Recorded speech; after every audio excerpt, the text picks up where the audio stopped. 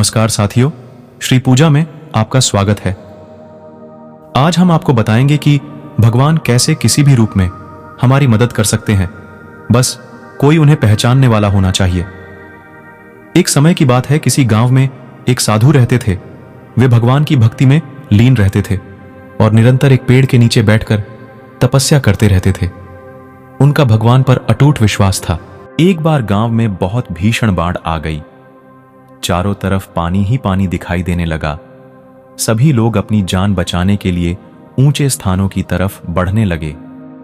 लोगों ने देखा कि साधु महाराज अभी भी पेड़ के नीचे बैठे भगवान का नाम जप रहे हैं, तो उन्हें बाढ़ के बारे में जानकारी और ऊंची जगह पर चले जाने की सलाह दी। साधु ने कहा, तुम लोग अपनी जान बचाओ, मुझे तो मेरा भगवान बचाएगा। इस पर लोग वहां से चले गए। धीरे धीरे पानी का स्तर बढ़ता गया। पानी साधु महाराज की कमर तक पहुंच गया।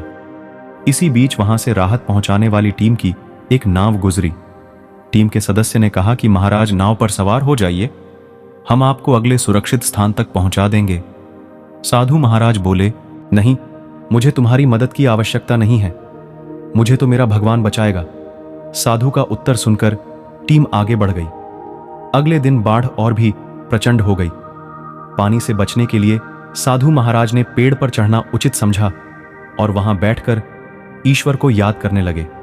इसी बीच उन्हें गड़गड़ाहट की आवाज सुनाई दी। एक हेलीकॉप्टर उनकी मदद के लिए आ पहुंचा। बचाव दल ने एक रस्सी लटकाई और साधु को उसे जोर से पकड़ने का आग्रह किया, पर साधु फिर बोले, मुझे तो मेरा भगवान बचाएगा। उनकी हट के आगे बचाव दल भी उन्हें लिए बगैर वहां से चला गया। कुछ ही देर में पेड़ बाढ़ की धारा में बह गया और साधु की मृत्यु हो गई। मरने के बाद साधु महाराज स्वर्ग पहुंचे और भगवान से बोले, हे प्रभु, मैंने आपकी पूरी लगन के साथ आराधना की, तपस्या की, लेकिन जब मैं पानी में डूबकर मर रहा था तब आप मुझे बचाने नहीं आए। ऐसा क्यों प्रभु?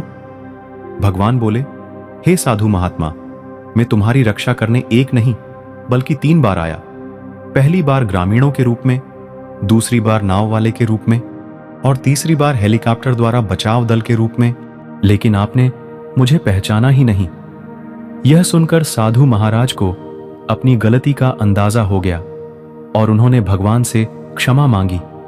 ऐसे ही हमारे जीवन में भगवान कई रूप में हमारी मदद करते हैं और मुसीबत में किसी न किसी रूप में हमारी रक्षा को पहुंच जाते हैं, लेकिन अक्सर हम उन्हें पहचान नहीं पाते।